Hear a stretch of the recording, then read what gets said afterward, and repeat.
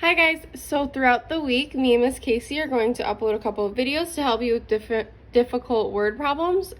Treat this as your mini lesson before we would start a math lesson in class. So I want you to watch this before completing your math pages for the day.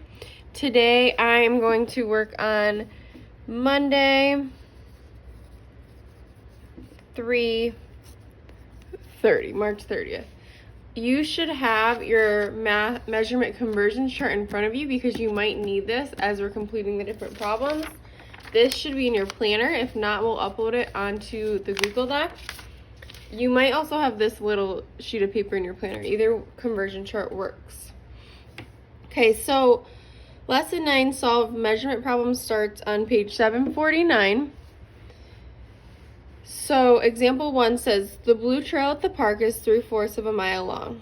The red trail, I'm going to underline that because that's important information. The red trail is 1 1/4 miles long. Stella wants to hike both trails. How many feet will she hike in all? Well, I noticed something right away that it says miles and it also says feet. So it looks like we're going to convert from miles to feet. The first thing that I'm going to do is I am going to find out how many miles Stella hiked together, and then I'm going to convert it to feet. So I have 3/4 of a mile and 1 1/4 of a mile. And I noticed something right away that it's kind of hard to add a mixed number and improper fraction. So I'm going to turn my improper fraction into a mixed number. I'll bring down my 3/4. And I'll turn my improper fraction to a mixed number by using the C method. So remember, the C method is the denominator 4 times the whole number 1 plus 1, and that's going to give me my numerator of 5, and my denominator always stays the same. So we know that 1 1/4 is the same thing as 5/4, just written differently. So 3/4 plus 5/4 is 8/4.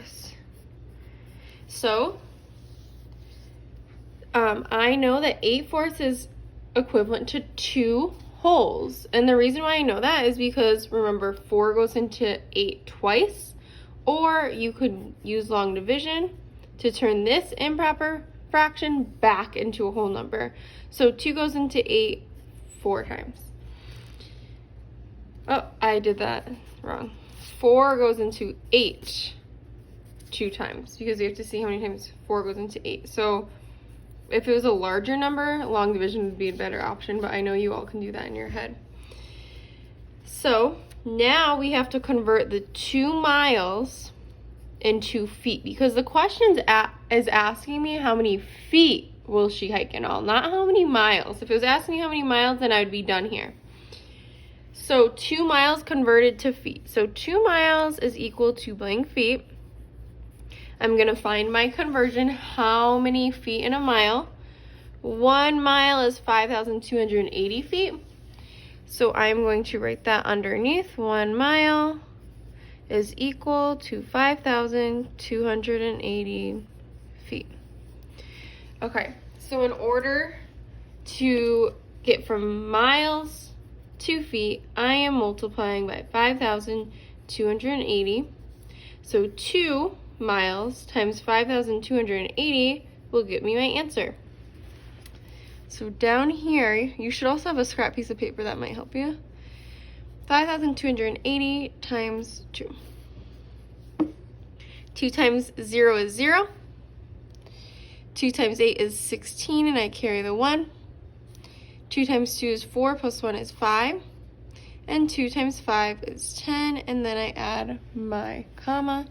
10,560 feet. So Stella will hike 10,560 feet in all. So I hope that helped you when I explained it. Sometimes when I read these examples, they look a little confusing to me. So I'm showing you the way I would solve it, but you could also go back and read through example 1 and read the book's recommendations. It looks like they use a number line, and they split up 1 1/4 into a whole and 1/4. Okay. Example 2. We're on page 750. Dominic weighed an apple and a watermelon. The apple weighed 5 ounces. The watermelon weighed 20 pounds. How many more ounces did the watermelon weigh than the apple? Okay, I'm going to go back through and underline my important information.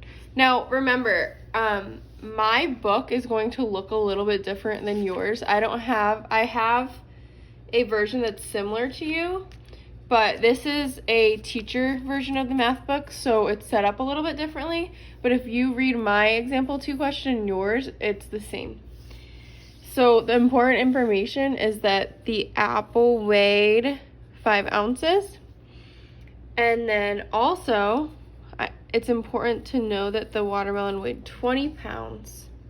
And my question that I'm answering is, how many more ounces did the watermelon weigh than the apple? So again, it looks like I'm converting from ounces to pounds. So I'm going to pick one of my conversion charts. I have this one here. And right away, I see that 1 pound is 16 ounces, and that's a customary form of measurement. But I think it should tell us that. Yep, there are 16 ounces in a pound. Okay, so 16 ounces equals 1 pound. I'm rewriting that. So I need to figure out how many ounces the watermelon weighs. So we know that the watermelon weighs 20 pounds, but we need to figure out how many ounces the watermelon weighs. And then we can find the difference in ounces between the watermelon and the apple. So I'm going to do this backwards. 1 pound is in 16 ounces in 1 pound. So I need to figure out how many ounces are in 20 pounds, and that's the watermelon. It would help if I wasn't left-handed during a time like this. Okay. So from pounds to ounces, I am multiplying by 16. So I'm going to do the same thing here. To get from 20 pounds to blank ounces, I need to multiply by 16, okay? So I'm going to use my double-digit multiplication, and I'm going to solve that. So I know that 6 times 0 is 0. 6 times 2 is 12. Then I'm adding my 0 friend. 1 times 0 is 0, and 1 times 2 is 2. And now I'm going to add 0 plus 0 is 0, 2 plus 0 is 2, and 1 plus 2 is 3. So this number, 320, is how many ounces that the watermelon weighs, okay? So the question is asking you how many more ounces did the watermelon weigh than the apple. It's not asking you how much the watermelon weighs. So I know I have to find out the difference. So that means I'll have to use subtraction to figure that out. And here we go. We have the equation right here. The watermelon weighs 320 ounces, and then the apple, here's this 5 ounces. So I'll write watermelon, 320 ounces minus apple, 5 ounces, and I get 315 ounces. So the watermelon weighed 315 ounces more than the apple. All right. I hope that helped you a little bit. Now we're going to do the guided practice together. So I'll do questions 1 and 2 with you. So question 1 says, Stan has 4 pints of milk. Gianna has twice as much milk as Stan. How many fluid ounces of milk does Gianna have? All right, so this is Stan's 4 pints, and Gianna has twice as much as Stan. So that's why we have the 4 pints times 2. So that means Gianna has 8 pints of milk. Now, if I'm going too fast for you guys, feel free to pause, write what I'm writing, and then play. Some students work a little bit faster than others. So whatever you want to do. Okay, so now we're converting to fluid ounces. So 8 pints times 16 will get me the answer to how many fluid ounces Gianna has.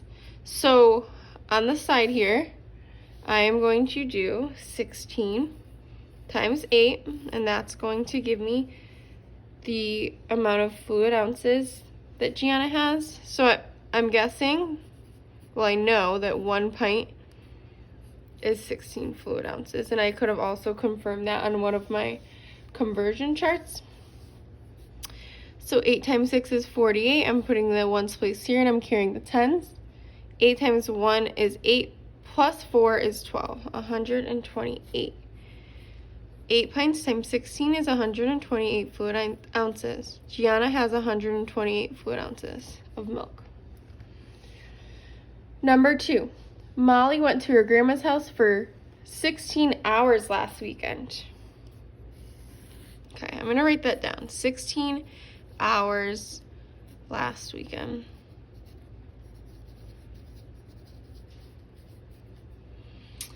This was 4 times longer than the time she spent at her grandma's this weekend. How many minutes was Molly at her grandma's house this weekend? Okay, so this was 4 times larger than the unknown of this weekend. So we don't know how long she stayed at her grandma's house this weekend. But we know if we multiplied that number by 4, we would get 16 hours. Because that is how long she stayed last weekend. So 16 hours last weekend. So in the problem it says this was 4 times longer. The 16 hours was 4 times longer than the time she spent at her grandma's this weekend. So this unknown is this weekend. We have no clue. Times 4 will get you 16 hours last weekend. Now, a lot of you can just do this in your head. You know that 4 times 4 is 16. So that must mean that she spent 4 hours at her grandma's. But we're not done. Because if I look back at the question, it says how many minutes was Molly at her grandma's house. So I need to convert 4 hours to minutes. And how many minutes are in an hour? You guys should all know that, but I'll pull out my conversion chart. Time, 1 hour is 60 minutes. So underneath here, I'm going to write down the conversion that I'm going to need. 1 hour is 60 minutes. So to get from hours to minutes, I multiply by 60. So 4 hours times 60 will get my minutes. I should have a blank piece of paper because I'm taking up a lot of room, but you guys can do that. So I'm doing 60 times 4 on the side here. 4 times 0 is 0, and 4 times 6 is 24. So 240 minutes is the total time that Molly, did I say Gianna? That Molly spent at her grandma's house. All right, so the next couple of problems you guys should be able to do on your own. Some of them, this could be difficult for some of you. It's kind of confusing, so take your time, read through it, try your best, and then if you're not confident with your answers, definitely use the answer key that we'll upload onto the Google Doc to check your answers. And if your answers aren't correct, that's where you need to go back and you need to say, okay, why did I get number 7 wrong? What could I have done differently? How can I figure out the answer? And if you're still not figuring it out, then you need to ask your mom or dad for help or send me an email and I'll walk you through it. This is an independent practice, so it's meant to be done by yourself. All right, good luck, guys.